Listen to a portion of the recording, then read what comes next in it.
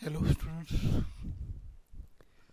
Now today the next example method कोणते आहे adjoint method. Formula कुठला आपला A inverse is equal to 1 determinant A into adjoint A. काय example आपलं find A inverse if A is equal to this matrix by adjoint method असं उल्लेख केला असतो बाय ॲडजॉईंट मेथड. आता ॲडजॉईंट मेथड म्हणलं की आपला फॉर्म्युला कुठला आला लगेच हा फॉर्म्युला आला. पण काय काय करावं लागतं सुरुवातीला डिटर्मिनंट ए फाइंड आउट करून घ्यायचं. लिहायचं let A is equal to लिहायचं given A equal to then determinant A equal to हा डिटर्मिनंट घ्या. डिटर्मिनंट सॉल्व करा. डिटर्मिनंट सॉल्व करता आपला येतो एक्सपांड मेथडनं किती आला 10 आली व्हॅल्यू. डिटर्मिनंट एची व्हॅल्यू किती आली 10. आता ॲडजॉईंट ए काढायचं. आता हा डिटर्मिनंट ए झाला. आता काय करायचं ॲडजॉईंट ए. ॲडजॉईंट ए काढायचं म्हणजे काय करा आपल्याला को फॅक्टर काढावा लागतो. को फॅक्टर म्हणजे मायनर काढायचा किंवा मायनर न काढता डायरेक्ट को फॅक्टर काढता येतो. आता आपण डायरेक्ट को फॅक्टर काढू. काय काढायचं आपला cofactor. How to find cofactor. पहिलं काय करायचं आपला A11 इक्वल टू काय formula -1 raise to 1 + 1 into M11 into M11 that is equal to तिथे काय -1 + 1 म्हणजे 2 म्हणजे किती आलं +1 इंटू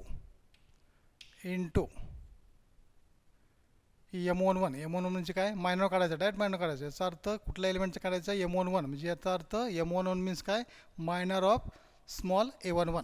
याचा अर्थ ह्या एलिमेंटचा मायनर 111. याचा अर्थ ही रो कॅन्सल कॉलम कॅन्सल. किती राहिलं वाटलं लिहितो मी 2405. ठीक आहे. किती आलं हे 1 इंटू किती आलं 5 2 10 -0 that is equal to 1 into 10 that is equal to 10. या मेथडनं काढायचं. ठीक आहे.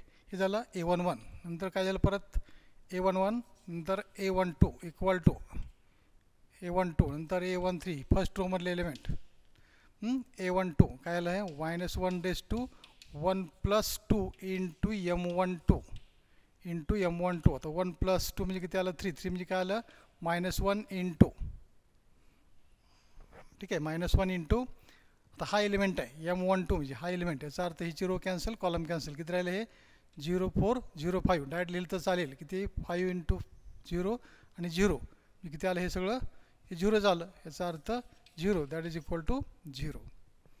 ठीक आहे. नसेल तर तुम्हाला सेपरेट लिहायचं असेल तर काय करायचं सेपरेट काढून घ्या. समजा हा एलिमेंट याचा अर्थ 0 कॅन्सल कॉलम कॅन्सल. किती राहिलं 0405 म्हणजे किती आलं बघा हे -1 इंटू हे 0 - 0 म्हणजे किती आलं 0 that is equal to 0. A13 याचा अर्थ -1 raise to 1 + 3 into M13 into M13. इथं 1 + 3 म्हणजे किती आलं 4 म्हणजे 1 into M13 first row third column ह्या एलिमेंटचा आपण मायनर काढतो. याचा अर्थ ही कॅन्सल हे कॅन्सल ही रो कॅन्सल कॉलम कॅन्सल की 0 to 0 0 to 0 0 म्हणजे किती आलं हे 1 इंटू हे 0 - 0 0 दॅट इज इक्वल टू 0. झालं. हे झालं A11 A12 आणि A13 हे झाले फर्स्ट रो मधले एलिमेंटचे को फॅक्टर. आता सेकंड रो मधले म्हणजे आता काय येणार A21 equal to -1 raise to 2 + 1 into M21. आता डायरेक्ट लिहिलं चालतं बघा 2 + 1 म्हणजे 3 म्हणजे -1 इंटू. आता हे ड्रॉप करता डायरेक्ट लिहितो मी M21 याचा अर्थ हा एलिमेंट याची रो कॅन्सल हा एलिमेंट घेतो आपण. ही रो चालू झाली ही रो कॅन्सल ही कॉलम कॅन्सल ही रो कॅन्सल कॉलम कॅन्सल. किती आलं मग हे राहिलं काय 2305 म्हणजे किती आलं 5 2 10 10 - 0 म्हणजे किती आलं 10 - 0 म्हणजे 10 दॅट इज इक्वल टू -10. नंतर A22 equal to -1 raise to 2 + 2 into M22 equal to 2 + 2 म्हणजे 4 इंटू याचा अर्थ 1 इंटू M22 म्हणजे हा एलिमेंट याची हिरो कॅन्सल कॉलम कॅन्सल. किती आलं 1305 राहिलं. याचा अर्थ 5 - 0 याचा अर्थ 5 - 0 5 दॅट इज इक्वल टू 5. आणि लास्ट काय आपला A23 सेकंड रो मधलं काय -1 raise to 2 + 3 into M23 equal to बरोबर आहे का बघा 2 + 3 म्हणजे 5 म्हणजे आलं -1 इंटू M23 हा एलिमेंट ह्याचा मायनर काढायचा. याचा अर्थ हिरो कॅन्सल कॉलम कॅन्सल. म्हणजे किती राहिलं 1 2 0 0 राहिलं. हे काय आलं 0 मायनस 0, हे 0 दॅट इज इक्वल टू 0. हे झालं ए टू. आता थर्ड रो मधले एलिमेंट. आता काय आले थर्ड रो एलिमेंट काय आलं A31 equal to minus 1 raise to 3 plus 1 into M31 equal to 3 plus 1 म्हणजे 4 म्हणजे 1 आला इंटू M31 म्हणजे हा एलिमेंट. याचा अर्थ ह्याची रो कॅन्सल कॉलम कॅन्सल. ही रो कॅन्सल झाली कॉलम कॅन्सल झाला. किती आलं 4 2 8 8 मायनस 6 मी किती आलं 8 मायनस 6 मी किती आलं हे 2 आलं इक्वल टू काय आलं 2. पुढं A32 equal to minus 1 raise to 3 plus 2 into M32 equal to 3 plus 2 म्हणजे 5 म्हणजे मायनस 1 आलं. इंडेक्स ऑड असेल तर मायनस 1, इंडेक्स इवन असेल तर प्लस 1 घ्यायचं. त्यामुळे M32 हा एलिमेंट ह्या एलिमेंटचा मायनॉर. याचा अर्थ ह्या एलिमेंटचा मायनॉर म्हणजे काय करायचं ह्याची रो कॅन्सल आणि कॉलम कॅन्सल. हे कॉलम कॅन्सल झाला, ही रो कॅन्सल झाली. काय राहिलं 1 3 0 4 डिटर्मिनंट राहिला. म्हणजे किती आलं 4 1 4 मायनस 0 म्हणजे किती आलं 4 मायनस 0 म्हणजे किती आलं 4. याचा अर्थ मायनस 4. किती आलं हे मायनस 4. आणि last A33 equal to minus 1 raise to 3 plus 3 into M33 3 plus 3 म्हणजे 6 म्हणजे 1 आलं 1 इंटू M33 म्हणजे हा लास्ट एलिमेंट. ह्याची रो कॅन्सल. हा एलिमेंट आहे याचा अर्थ ह्याची रो कॅन्सल त्याची कॉलम कॅन्सल. किती राहिलं हे 2 मायनस 0 किती आलं 2 minus 0 mean 2 that is equal to 2 झालं. आता हे काय आलं आपलं AIJ डायरेक्ट को फॅक्टर काढला आपण. मायनॉर काढला का नाही. म्हणजे थोडक्यात आपण काय केलं आता हे A11 A12 नंतर A13 नंतर A21 A22 A23 नंतर A31 A32 आणि A33 that is equal to. हा को फॅक्टर झाला. हा काय झाला को फॅक्टर AIJ हा झाला को फॅक्टर. त्याच्या वक्त व्हॅल्यू पुटअप करा. A11 किती आली बघा 10 किती आलं 10 नंतर 0 नंतर 0 10 0 0 पुढं मायनस 10 5 आणि 0 परत हे 2 मायनस 4 आणि 2. हे काय झालं को फॅक्टर झाले. काय झाले हे को फॅक्टर. आपला ॲडजॉइंटचा फॉर्म्युला काय transpose of A cofactor आहे. आता काय करायचं adjoint A is equal to adjoint A equal to काय transpose of A cofactor. तर ट्रान्सपोज ऑफ हे झालं ॲडजॉइंट. ह्याचा ट्रान्सपोज घ्यायचा आहे. ट्रान्सपोज ऑफ ए काय को फॅक्टर. म्हणजे आता ट्रान्सपोज म्हणजे याचा अर्थ काय रोचं कॉलम होणार. इंटरचेंज रो अँड कॉलम म्हणजे first row first column. First row काय झाला फर्स्ट कॉलम. याचा अर्थ A11 A12 A13 first row first column. तसं ते काय होणार आहे फर्स्ट रो फर्स्ट कॉलम म्हणजे किती आलं 10 0 0. परत second row second column minus 10 5 0 आणि थर्ड रो 2 मायनस 4 2. हे झालं ॲडजॉइंट A. काय झालं ॲडजॉइंट A झालं. आता ॲडजॉइंट A काढल्यानंतर आपलं काय सांगितलं आपला डायरेक्ट फॉर्म्युला. मी तुम्हाला डिटर्मिनंट A काढला ॲडजॉइंट A काढला therefore A inverse equal to formula वापरा 1 upon determinant A. 1 upon determinant A किती आपला 10 into adjoint A. Adjoint A किती 10 minus 10 2 0 5 minus 4 0 0 2 that is equal to. तर 2 न हे 1 अपॉन 10 मल्टिप्लाय करा प्रत्येक एलिमेंटला. स्केलर मल्टिप्लिकेशन 1 अपॉन 10 इंटू 10 10 काय झालं कॅन्सल दॅट इज 1. नंतर इथं काय येणार मायनस 1. इथं 2 पंचे 10 म्हणजे 1 अपॉन 5 इथं 0 इथं 5 5 दोन्ही 10 म्हणजे 1 अपॉन 2 इथं 4 म्हणजे मायनस 4 म्हणजे 2 दोन्ही 4 आणि 2 पंच 10 म्हणजे मायनस 2/5 बरोबर आहे का. 1 अपॉन 10 इंटू मायनस 4 आहे 4 1 4 हे 2 दोन्ही 4 आणि 2 पंच 10. पुढं हे 0 येणार हे 0 इथं 2 1 2 पंच 10 म्हणजे 1 अपॉन 5 झालं. ही झाली काय झाली तुमची A इनवर्सची व्हॅल्यू झाली. समजलं कसं काढलं ते A इनवर्स. अगदी सिम्पल मेथड आहे. ठीक आहे अगदी मेथड कशी आहे सिम्पल मेथड आहे A इनवर्स काढण्याची. मायनर काढायची गरज नाही. तुम्ही डायरेक्ट को फॅक्टर घ्यायचा. इथं डायरेक्ट असं तुम्ही को फॅक्टर काढू शकता. M1 म्हणून इथं मायनर तुम्ही असं डायरेक्ट काढू शकता. ज्या एलिमेंटचा मायनर घ्यायचा आहे M11, ज्या एलिमेंटचा मायनर घेतो आपण त्याची रो आणि कॉलम काय करतो, डिलीट करतो. राहिलेला डिटरमिनंट राहतो, तो राहतो 2/2चा. मग 2/2 म्हणले की आपल्याला डिटरमिनंट सॉल्व करता येतो. Right to left minus left to right multiplication करायचं आणि ते सॉल्व करायचं. प्रोसेस लक्षात आली. अगदी सोपी मेथड आहे, कारण हे मेथड तुम्हाला पुन्हा पुन्हा यूज करायला लागते. याच्या पुढची जी मेथड आहे मेथड्स ऑफ इन्व्हर्शन, त्या इन्व्हर्शनमध्ये तुम्हाला इन्व्हर्स करावा लागतो. नावच आहे इन्व्हर्शन, त्याच्यामध्ये इन्व्हर्स हा शब्द आहे. इन्व्हर्शन याचा अर्थ इन्व्हर्स, मग तुम्हाला इन्व्हर्स करावा लागतो. ठीक आहे, याचा अर्थ A inverse is equal to 1 determinant A into adjoint A. Adjoint A determinant A काढता येतो, फक्त ॲडजॉइंट ए कसा काढायचा आपला ट्रान्सपोज ऑफ ए को फॅक्टर, त्यासाठी आपला को फॅक्टर काढावा लागतो. हे आपण डायरेक्ट काय केले, को फॅक्टर काढले. हा को फॅक्टर काढला.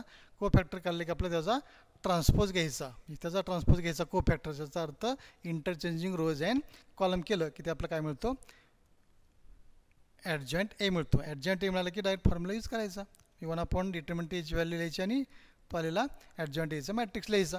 याचा अर्थ मल्टिप्लाय, प्रत्येक एलिमेंटला मल्टिप्लाय करून येणारा मॅट्रिक्स तुमचा जो काय असेल त्याला आपण काय म्हणतो, ए इन्व्हर्स असं म्हणतो. ओके, आता तुम्हाला ॲडजॉइंट मेथड समजली का? म्हणजे आता आपण काय शिकलो बघा, एलिमेंटरी ट्रान्सफॉर्मेशन मेथड. आपला ई पार्ट झाला होता. काय झाला होता आपला ई पार्ट, कुठला झाला होता, elementary transformation method. Elementary transformation method म्हणजे आपण काय पाहिलं, रो आणि कॉलम, दोन मेथड पाहिल्या बरोबर ना, रो आणि कॉलम पाहिल्या. त्याच्यामध्ये पहिली मेथड एलिमेंटरी ट्रान्सफॉर्मेशन मेथड, त्याच्यामध्ये रो आणि कॉलम. रो जर आपण यूज केली तर काय लिहितो आपण, A into A inverse equal to I, आणि कॉलम केले तर आपण काय करत होतो, A inverse A equal to I, हे यूज करायचं. If we use the row transformation then we write A into A inverse is equal to I. Then if we use the column transformation then we write a inverse into a is equal to I. हे आपण काय करतो, लिहित होतो. आणि याच्यानुसार आपण मग ते लिहिलं की आपण काय करायचं, ते ट्रान्सफॉर्मेशन यूज करायचं रोचे आणि कॉलमचे. तुम्हाला एलिमेंटरी ट्रान्सफॉर्मेशनच काय करायचं आहे किंवा इन्व्हर्स करायचं आहे. मग एलिमेंटरी ट्रान्सफॉर्मेशनमध्ये तुम्हाला दोन मेथड्स आहेत, रो आणि कॉलम. तुम्हाला जी मेथड सोपी वाटते त्या मेथडनं तुम्ही इन्व्हर्स काढला तरी चालतो. ही पहिली मेथड. आणि दुसरी मेथड आहे तो ती कुठली, आपली ॲडजॉइंट मेथड. कुठली, ॲडजॉइंट मेथड. त्याचा फॉर्म्युला काय सांगितलं आपण ॲडजॉइंट मेथडचा, ए इन्व्हर्स इक्वल टू काय 1 डिटरमिनंट ए इंटू ॲडजॉइंट ए. ठीक आहे, म्हणजे आता आपण काय केलं, ह्या दोन मेथड्स म्हणजे ए इन्व्हर्स या तुम्हाला दोन मेथडनं फाइंड आउट करता येतो. एक एलिमेंटरी ट्रान्सफॉर्मेशननं करा किंवा दुसरं ॲडजॉइंटनं करा. ह्याच्या पुढची जी मेथड आहे आपली मेथड्स ऑफ इन्व्हर्सन, त्याच्यामध्ये आपल्याला इन्व्हर्स काढावा लागतो. त्याचा फॉर्म्युला आपला असा आहे, X equal to A inverse B असा फॉर्म्युला आहे. याचा अर्थ तुम्हाला ए इन्व्हर्स काढावा लागतो. ए इन्व्हर्स काढला की ए इन्व्हर्स इंटू बीचा मल्टिप्लिकेशन करायचं म्हणजे आपला एक्सची व्हॅल्यू मिळते. ठीक आहे, याचा अर्थ आपला इन्व्हर्सपर्यंत आपला जावं लागतं, म्हणजे इन्व्हर्स आपला काढावं लागतो. लक्षात आलं. आता समजा आपण हेच एक्झाम्पल जर घेतलं, हे फक्त आता काय करतं आहे, हे समजलं का, ॲडजॉइंट मेथड समजले का. आता पुढचा पार्ट आपला, पुढची मेथड कुठली आपली, आता पुढची मेथड आहे नेक्स्ट आपला आर्टिकल आहे एफ. कुठलं आहे, नेक्स्ट आर्टिकल आपलं एफ आर्टिकल आहे.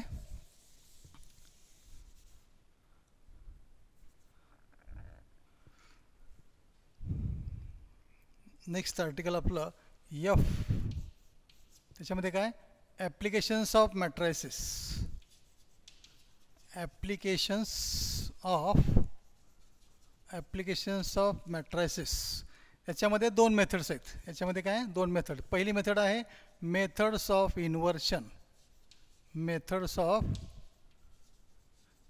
इन्व्हर्शन.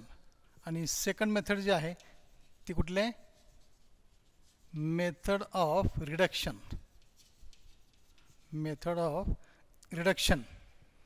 आता इथं याच्यामध्ये मेथड्स ऑफ इन्व्हर्शन, याच्यामध्ये इन्व्हर्स शब्द आहे, त्याचा अर्थ आपला इथं इन्व्हर्स करावा लागतो. इथं मेथड्स ऑफ रिडक्शन, इथं आर आहे, त्यामुळे इथं फक्त रो ट्रान्सफॉर्मेशनच मेथड यूज करायची. काय करायची, इथं रो ट्रान्सफॉर्मेशन यूज करायची. याचा अर्थ ह्याच्या अगोदर जे आपण इन्व्हर्स काढला त्या इन्व्हर्समधल्या दोन्ही मेथड इथं आपलं यूज करायचं. इथं elementary row transformation method use करायचे आणि या मेथडमध्ये ॲडजंट मेथड यूज करायची. मी तुम्हाला एलिमेंटरी रो ट्रान्सफॉर्मेशन मेथड आणि ॲडजंट मेथड पण एकदा चांगली पक्की आली की तुम्हाला या दोन मेथड ऑटोमॅटिक आले म्हणून समजायचं. ठीक आहे. म्हणजे इन्व्हर्शन मेथड यूज करताना तुम्हाला इन्व्हर्स काढावाच लागतो. ह्या सेम मेथडनं हे जे मेथड आहे ना सेम इथपर्यंत तुम्हाला ए इन्व्हर्स काढावा लागतो आणि इथून पुढची जी स्टेप आहे ती पुढं मग आपल्याला करायला लागते. आणि मेथड ऑफ रिडक्शनमध्ये काय करायचं आपल्याला, मेथड ऑफ रिडक्शनमध्ये काय करावं लागतं आपलं ते रो ट्रान्सफॉर्मेशन यूज करायची मेथड. आणि तिथं अप्पर किंवा लोअर ट्रँग्युलर मॅट्रिक्स आपल्याला तिथं फॉर्म करायचं आम्ही तयार करायचं. नंतर मग आपलं ते मल्टिप्लिकेशन करून आपल्याला ते एक्स वाय झेडची व्हॅल्यू काढता येतात. याचा अर्थ आता इथं ॲप्लिकेशन्स ऑफ मॅट्रायसिस ह्याच्यामध्ये थोडक्यात काय इथं to find the value of X Y and Z. To find the value of X Y Z. बघा मेथड अगदी सोपे आहेत. दोनच मेथड आहेत तशा. पहिलं बेसिक सांगितले आणि दुसरं आपलं काय सांगेल तुम्हाला एलिमेंटरी ट्रान्सफॉर्मेशन मेथडमध्ये दोन तुम्हाला ट्रान्सफॉर्मेशन यूज करायचे. त्याच्यामध्ये रो ट्रान्सफॉर्मेशन आणि कॉलम ट्रान्सफॉर्मेशन. हे झालं पहिलं ई पार्ट. नंतर या पुढचा पार्ट आहे तो ॲप्लिकेशन्स ऑफ मॅट्रायसिस. त्याच्यामध्ये दोन मेथड्स आहेत, मेथड्स ऑफ इन्व्हर्शन आणि मेथड ऑफ रिडक्शन. आता इथं मेथड्स ऑफ इन्व्हर्शनमध्ये ॲडजंट मेथड यूज करा. कुठल्याही मेथडनं यूज केलं ते चालतं. रो ट्रान्सफॉर्मेशन करा, कॉलमनं करा, म्हणजे कुठली पण रो त्यांना थोडंसं वेळ लागतो. त्यामुळे इन्व्हर्शननं पटकन आपल्याला ते इन्व्हर्स काढणं सोपं जातं. त्यामुळे आपण तिथं बऱ्यापैकी काय करतो ॲडजंट मेथड यूज करतो. त्यामुळे इथं ॲडजंट मेथड यूज करायची आणि आणि काय करायचं एक्स वाय झेडची व्हॅल्यू काढायच्या. इथं मेथड ऑफ रिडक्शनमध्ये row transformation only row, column तिथं करायचा नाही. इथं आर आहे ना रो रिडक्शन, तिथं आर आहे त्यामुळे रो मेथडच तिथं काय करायची only use for row transformation method here. तेच मेथड फक्त इथं यूज करायची आणि ते केल्यानंतर तुम्हाला इथं एक्स वाय झेडची व्हॅल्यू मिळतात. ओके. समजा आता हेच एक्झाम्पल तुम्हाला इक्वेशनच्या फॉर्ममध्ये असतं. काय असतं हे इक्वेशनच्या फॉर्ममध्ये असतं. हेच इक्वेशन तुम्हाला समजा दिलं तर हेच इक्वेशन आपण लिहू काय X plus 2y plus 3z equal to काय समजा 1. नंतर इथं 0 आहे म्हणजे याचा अर्थ हे 2y plus 4z equal to समजा 2. इथं 0 0 आहे त्यामुळे काय येणार नाही. याचा अर्थ 5z इक्वल टू समजा 5 घेतलं आपण, असं ते 5 घेतलं. तर याच्यावर काय करायचं आपलं इथं, तर ह्याची मेथड काय बघा, सोल्युशन कसं काढायचं. आपलं हे काय दिलं आहे एक्झाम्पल दिलं आहे find the value of X Y Z किंवा solve the equations for X Y Z. काय असतं क्वेश्चन कसं असतं बघा, solve the following equations by methods of inversion. काय solve the following equations by method of inversion किंवा by inversion method. कसं आहे by inversion method. Inversion method म्हटलं की एक्स वाय झेड आलं की याचा अर्थ आपला इथं लगेच आपल्या ॲप्लिकेशन मेथड आठवलं पाहिजे. म्हणजे इन्व्हर्शन मेथड आहे. इन्व्हर्शननं काढायला सांगितलं म्हणजे आपला इन्व्हर्स काढायला लागतो. आता ह्याच्या सोल्युशन स्टेप कशात बघा, ह्याच्या सोल्युशन स्टेप आहेत त्या सुरुवातीला ह्याच्याहून देणं आपण काय करायचं लेट ए इक्वल टू हा मॅट्रिक्स लिहायचा. एकाखाली एक इक्वेशन लिहून घ्यायची. इक्वेशन एकाखाली एक लिहून घ्या. नंतर काय करायचं इथं एक्स आहे, इथं एक्स आहे का नाही 0, इथं एक्स आहे का नाही 0. याचा अर्थ 1 0 0 कोएफिशियंट लिहायचे 2 2 0 2 2 0 तर 3 4 5 झालं. मी दिलेल्या इक्वेशन आपण काय केलं मॅट्रिक्स लिहिला. तर मॅट्रिक्स लिहिला की आपण काय करायचं आपला मॅट्रिक्स लिहिला याचा अर्थ the given equation can be matrix form. याचा अर्थ मॅट्रिक्स फॉर्म काय असतो AX equal to B. Therefore x equal to A inverse B. Therefore काय x inverse equal to x. इथं फॉर्म्युला काय आपलं इन्व्हर्शन मेथड सांगितली त्यामुळं x equal to A inverse B हा फॉर्म्युला थोडक्यात या मेथडचा हे यूज करायचं आपल्याला. ठीक आहे. मी इथे लिहितो दिलेलं इक्वेशन तुम्ही या फॉर्ममध्ये सुरुवातीला लिहा AX इक्वल टू B. याचा अर्थ हे काय झाले ए म्हणजे काय हा मॅट्रिक्स झाला, एक्स म्हणजे काय एक्स वाय झेड आणि बी म्हणजे हे नंबर्स इक्वल टूच्या पुढचे सगळे नंबर. मी दिलेले इक्वेशन अगोदर या फॉर्ममध्ये लिहून घ्यायचे. समजा इथं -1 इक्वल टू 0 असेल तर काय करायचं इक्वल टू 1 करायचं, असं पुढे घ्यायची इक्वल टूच्या पुढे घ्यायची. ठीक आहे. याचा अर्थ आपला इथं आता X equal to A inverse B असा फॉर्म्युला आहे. म्हणजे आपलं काय काढलं पाहिजे ए इन्व्हर्स सुरुवातीला फाइंड आउट करून घ्यायचा. ठीक आहे, काय करून घ्यायचा ए इनवर्स. आता इथं डिटर्मिनंट ए काढायची आपल्याला गरज नाही. ठीक आहे, आता इथं बघा एक्स म्हणजे काय झालं तुमचं हे एक्स वाय झेड हे एक्स झालं. नंतर हे ए इनवर्स समजा तुमचा जो काय मॅट्रिक्स आला असेल तो आता ए इनवर्स कसा काढायचा या कोफॅक्टरच्या साहाय्याने काढायचा. डिटर्मिनंट काढायची गरज डिटर्मिनंट काढायचं. डिटर्मिनंट काढल्यानंतर आपला इथं लागतोच आहे त्यामुळे कोफॅक्टर काढायचं. कोफॅक्टर काढलं की ॲडजॉइंट ए काढायचं की इनवर्स ए इनवर्स करायचं. हा झाला ए इनवर्सची व्हॅल्यू. ठीक आहे, ही काय झाली ए इनवर्सची व्हॅल्यू इंटू काय बी. इंटू बी म्हणजे काय 1 to 5 1 to 5.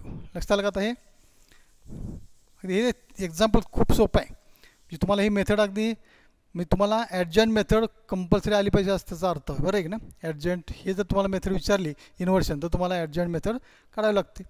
झालं.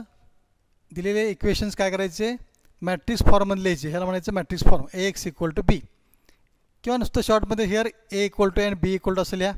Here A equal to and B equal to म्हणा therefore X equal to A inverse B. काय होते एक्स इक्वल टू काय ए इनवर्स बी. याचा अर्थ ही झालं एक्स ए इनवर्सची व्हॅल्यू झाली आणि ही बीची व्हॅल्यू झाली. ठीक आहे, आता इथं आपला मल्टिप्लाय करता येतो. ह्या दोन्हीचं काय करायचं मल्टिप्लिकेशन करायचं. याचा अर्थ इथं काय झालं X Y Z equal to. याचा अर्थ मल्टिप्लाय करताना आपण काय करतो समजा इथे किती आलं समजा 1 -1 1/5 0 हाफ आणि -2/5 नंतर 0 0 1/5. ठीक आहे, आता इथं काय फर्स्ट रो फर्स्ट कॉलम आहे. मल्टिप्लिकेशन करताना काय करतो आपण किती बाय कितीचं मॅट्रिक्स आणणार आहे. हे पहिल्या किती आहे 3 बाय कितीचं आहे बघा 3/3चा आहे. 3/3 इक्वल टू ही किती आहे कॉलम 1 आहे. म्हणजे याचा अर्थ 3 बाय रो 3/1 3 3 कॅन्सल म्हणजे 3/1चा येणार.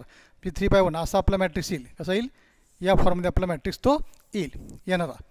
याचा अर्थ काय first row first column multiplication 1 × 1 काय आलं 1 नंतर 1 -1 × 2 -2 नंतर 1/5 × 5 5 5 कॅन्सल काय आलं +1.